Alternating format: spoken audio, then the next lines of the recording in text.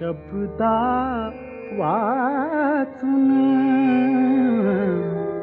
कळले सारे, शब्दांच्या पलीकडले. नमस्कार. शब्दांच्या पलीकडचेचा आज 4था भाग. मी डॉक्टर माधव मुतालिक आपलं स्वागत करतो. कविता कधी येते, कशी येते, कविता ठरवून लिहिता येते का, हे सगळं आपण आज पाहणार आहोत. आणि कविता कशी सुंदर होते, आपल्याला कशी भुरळ घालते, हेही पाहणार आहोत.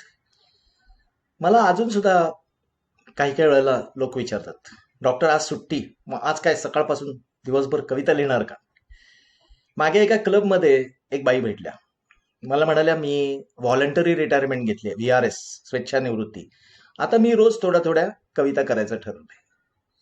कविता अशी ठरवून करता येते का? मोडतोड करून, जुळवाजुळी करून आज लिहायचीच असं ठरवून कविता लिहिता येते का? कविता ही लिहिण्याची, रचण्याची किंवा करण्याची गोष्ट नव्हे. There is no conscious plan for poetry. आराखडा ठरवून, जुळवाजुळव करून कविता लिहिता येत नाही. वर्ड्सवर्थच्या शब्दात कविता म्हणजे spontaneous overflow of powerful emotions. Spontaneous overflow आपोआप झालं पाहिजे, उत्स्फूर्तपणे झालं पाहिजे, अचानक झालं पाहिजे. तीव्र भावनांचं अचानक भरून येणं आणि त्याचं प्रकटन म्हणजे कविता. आणि ओव्हरफ्लो म्हणजे भडाभडा ओकून टाकणं नव्हे. जे काही आहे ते सहज आलं पाहिजे, हळूवार आलं पाहिजे, अनिवार्यपणे ते येण्याचं आहे म्हणून आलं पाहिजे, तेव्हा ती कविता होते. कविता ही उत्स्फूर्त असते आणि ती वाट बघून येत नाही. माझ्या शब्दात सांगायचं तर, कवितेने तशी माझी कधी वाट पाहिली नाही. कवितेने तशी माझी कधी वाट पाहिली नाही. मीही तशी कवितेची कधी वाट पाहिली नाही. कवितेने तशी माझी कधी वाट पाहिली नाही. मीही तशी कवितेची कधी वाट पाहिली नाही. तरी सुद्धा जेव्हा जेव्हा तिने मला हाक मारली, तिला ओ द्यायला सुद्धा कधी मी चुकलो नाही. तरी सुद्धा जेव्हा जेव्हा तिने मला हाक मारली, तिला ओ द्यायला सुद्धा कधी मी चुकलो नाही. कविता तुम्हाला हाक मारते, तुम्हाला बोलावते, तुम्हाला बाहूमध्ये, मिठीमध्ये घेण्यासाठी बोलावते. आणि त्यावेळी, त्या क्षणी जर तुम्ही मुक्त नसाल तर मग ती कविता परत जाते. कविता आपल्याला हाक मारते, ती हाक आपल्याला कळली पाहिजे. आणि ती हाक आपल्याला जेव्हा कळते तेव्हा कविता होते. आपण तिला बोलावलं म्हणून कविता येत नाही. बोलावल्याबरोबर यायची तिला तशी सवयच नाही. मला सुद्धा कधी कधी कवितेची ओढ लागते. मला सुद्धा कधी कधी कवितेची ओढ लागते. तिच्या वाचून जगायचे कधी कधी खोटे वाटते. तेव्हा मात्र मी तिला हाक मारतोच असे नाही. तेव्हा मात्र मी तिला हाक मारतोच असे नाही. बोलावल्याबरोबर यायची तिला तशी सवय नाही. बोलावल्याबरोबर यायची तिला तशी सवय नाही. केव्हा येते ती?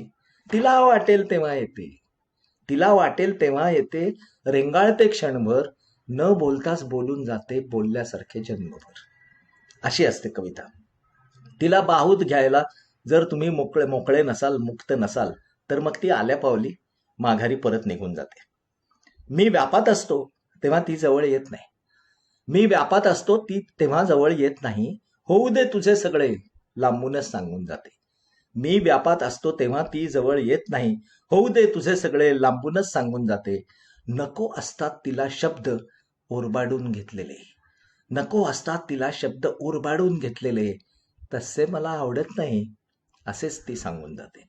तिला ओरबाडून घेतलेलं, आक्रस्ताळेपणानं केलेलं, ओढून ताणून केलेलं असं काही आवडत नाही. तिला सगळं उत्स्फूर्त, अलगद, अचानक आणि सहज घडतंय म्हणून हवं असतं.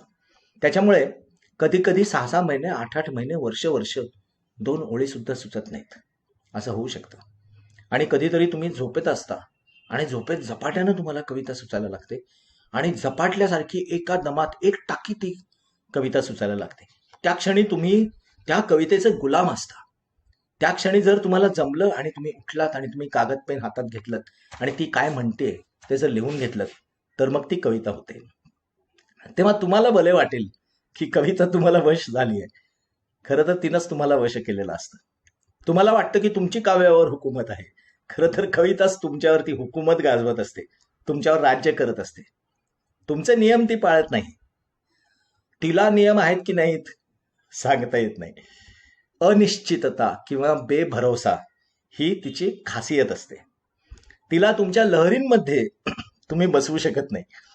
तुम्हाला वाटतं की तुम्ही मोठे लहरी कलावंत आहात, पण तुम्हाला नादाला लावून, तुम्हाला वश करून, तुम्हाला फसवून चकवून कविता कधी निघून जाईल तुम्हाला सोडून हे तुम्हाला सुद्धा समजणार नाही.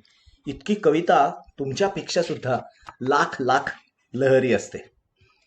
आणि त्याच्यामुळेच काय होतं की कधी कधी कलावंताला आपल्या चित्रातून किंवा आपल्या कवितेतून काय म्हणायचंय हे त्या कलावंताला सुद्धा स्पष्टपणे सांगता येत नाही. आपण एखाद्या चित्रांच्या गॅलरीला प्रदर्शनाला भेट दिली असेल, तिथे एखादं चित्र लावलेलं असतं आणि तो चित्रकार शेजारी उभा असतो आणि तो हसत असतो तुमच्याकडे बघून. तुम्ही चित्राकडे बघता आणि त्या चित्रकाराला विचारता की काहीतरी प्रश्न विचारता की या चित्रातून तुम्हाला काय सांगायचं बरं. तर तो चित्रकार तुमच्याकडे पाहून फक्त स्मितहास्य करतो आणि तो म्हणतो की मला जे काही सांगायचंय ते मी काढलेलं आहे या चित्रातून, तेच ते आहे. तुम्हाला समजेल, तुम्हाला जे काही समजेल ते तुम्ही पहा. याचं कारण व्यक्त होताना आपल्याला नक्की काय म्हणायचं आहे ते त्याच्या कुंचल्यातून, त्याच्या रंगातून, त्याच्या रेषातूनच बाहेर पडलेलं असतं. तसं ते कवीच्या त्या शब्दातूनच बाहेर पडलेलं असतं. त्याच्या पलीकडे जाऊन याचा अर्थ उलगडून सांगा असं म्हणून जर तुम्ही एखाद्या कलावंताला सांगितलं तर बऱ्याच वेळेला त्याला ते सांगता येत नाही. एक वेगळा अर्थ वेगळ्या शब्दात उलगडून तो सांगू शकत नाही. म्हणून तर कित्येक कवितांचे, साहित्यातल्या कित्येक गोष्टींचे, कित्येक चित्रांचे वेगळे वेगळे अर्थ लागू शकतात. मी तुम्हाला एक सुरेख उदाहरण देतो. लिओनार्दो द विन्सीचं मोनालिसा हे जे चित्र आहे, या चित्राचे शेकडो अर्थ लागू शकतात आणि अजूनही लोक त्या चित्राचे वेगळे वेगळे अर्थ लावतात. किंवा ग्रेसच्या एखाद्या कवितेचा अर्थ लावण्यामध्ये आपलं आयुष्य निघून जातं. किंवा बालकवींचा औदुंबर, आपल्या मनात काय असतं आणि त्या कवीच्या मनात काय असतं हे आपल्यालाही कळत नाही आणि आपण त्याचे वेगळे वेगळे अर्थ लावायला लागतो. आणि म्हणून मी असं म्हणतो की कविता ही बहुरूपी असते, कारण ती वेगळे वेगळे अर्थ घेऊन येते, वेगळी वेगळी प्रतीकं घेऊन येते. तिचा जो खरा चेहरा असतो तो कधीतरी तिने लपवलेला असतो आणि प्रतीकांमधून तिनं एक वेगळंच रूप धारण केलेलं असतं आणि आपल्यालाही समजत नाही की खरं काय आणि खोटं काय. एका अर्थानं कवितेनं केलेला तो परकाया प्रवेश असतो. आणि म्हणून मी म्हणतो की कविता जेव्हा प्रतीकांमधून येते तेव्हा ती बहुरूपी असते. जसं आपण सुद्धा आपल्या मनातलं कित्येक वेळेला आपल्या समोरच्या माणसाला जे मनात आहे स्पष्टपणे सांगायचं ते आपण सांगत नाही. आपण काहीतरी वेगळेच शब्द वापरतो आणि आपल्याला जे म्हणायचं त्याच्यामध्ये थोडासा बदल करून असं वेगळं काहीतरी त्या माणसाला सांगतो. वास्तविक आपल्याला जे म्हणायचं असतं ते वेगळं असतं. आणि म्हणूनच काय होतं की कधी कधी कविता ही अनाकलनीय असू शकते. कवीला काय वाटतं ते तुम्हाला कळत नाही असं कधी कधी होऊ शकतं. किंवा कविता कधीतरी गूढ असते किंवा कधीतरी ती आपल्याला दुर्बोध सुद्धा वाटू शकते. असे कवितेचे वेगळे वेगळे गुणधर्म असू शकतात, कारण कविता कधी कधी अनाकलनीय, कधी कधी दुर्बोध आणि कधी कधी खूप वेगळे वेगळे अर्थ घेऊन येत असते. कवीच्या मनावर झालेले संस्कार, त्याचं एकंदर वाचन, त्यानं केलं आतापर्यंत केलेलं लिखाण, तो ज्या परिस्थितीमध्ये वाढला, त्याचे स्वतःचे मूळचे गुणधर्म, त्याचा स्वभाव आणि त्याच्या मेंदूनं शिकलेले किंवा आत्मसात केलेले जे काही ताल असतात, सूर असतात, ज्या काही लयी असतात, काही शब्दकळा असतात, काही नाद असतात, या सगळ्यामधून कवीची कविता ही सजत असते. आणि म्हणून ती कविता तशी का लिहील हे आपण सांगू शकत नाही. कधी कधी कविता त्यामुळे नटून येते, सजून येते असं होऊ शकतं आणि ती नाद निर्माण करते. आणि हे सगळं ज्यावेळी आपल्या मनात भिनत जातं तेव्हा आपल्याला समजतं की या कवीला अत्यानंद झालेला आहे, तो प्रचंड आनंदात आहे आणि तो आनंद व्यक्त करावा असं हे त्याला कळत नाही. त्यावेळेला अशा मधुर शब्दातून, अशा मनोरम शब्दामधून त्याची कविता साकार होते आणि आपल्याला मोहात पडते आणि आपल्याला भुरळ सुद्धा घालते कित्येक वेळा कविता. बालकवी किंवा बोरकरांची कविता पहा, ती एखादं निसर्ग चित्र आपल्यासमोर उभं करते. एखाद्या चित्रकारानं एक चित्र काढलंय, त्याच्या रंगांमधून, रेषांमधून, कुंचल्यामधून. कविता म्हणजे एक चित्र असतं, त्याच्या पुढे जाऊन कविता हे छायाचित्र असतं, एखादा तो फोटो आहे. अशा पद्धतीनं बालकवी किंवा बोरकर एखादं निसर्ग चित्र आपल्यासमोर जिवंत करतात. आणि त्याच्यामुळे कधी कधी काय होतं, डोंगरातून, दऱ्यातून झरे, धबधबे कोसळत असतात, पण त्या झऱ्यांच्या जागी बोरकरांना हिरे दिसायला लागतात निळ्या रंगाचे. किंवा कधी कधी असंही होतं की नुकताच पाऊस पडून गेलेल्या पावसानंतर ढगांमधून कोवळं ऊन येत असतं आणि त्या कोवळ्या उन्हामधून गळणारा पारा बोरकरांना दिसायला लागतो. किंवा कधी कधी जो मस्त सुगंधी वारा पसरलेला असतो, त्या वाऱ्याकडे बघून बोरकरांना असं वाटतं की सुरमा आणि अत्तर घालून हा वारा निघालाय. आणि ह्याच बोरकरांना कधी कधी वाहणारी नदी पाहून आपल्याच नादात चाललेली एखादी नववधू आहे असं वाटू शकतं. असं सुंदर निसर्ग चित्र बोरकर आपल्यासमोर उभे करतात. गिरीदरीतुनी झरे नवे हे हिरे उसळती निळे. गिरीदरीतुनी झरे नवे हे हिरे उसळती निळे. ढगा ढगातुनी अनपाऱ्या परी ऊन गळे कोवळे. ढगा ढगातुनी अनपाऱ्या परी ऊन गळे कोवळे. गिरीदरीतुनी झरे नवे हे हिरे उसळती निळे. ढगा ढगातुनी अनपाऱ्या परी ऊन गळे कोवळे. असे शब्द बोरकर आपल्याला सांगतात. किंवा सुरमा अत्तर घालून हिंडे वारा स्वप्नामधी. सुरमा अत्तर घालून हिंडे वारा स्वप्नामधी. परी नवोढा धुंदीतचही गात चालली नदी.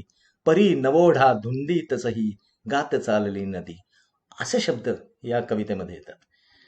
आणि इथे सुरू होते ती कवितेमधली तिसरी मिती, त्रिमिती नाही, कवितेमधली चौथी मिती, पाचवी मिती, सहावी मिती, fourth dimension, fifth dimension, sixth dimension असं या ठिकाणी सुरू होतं.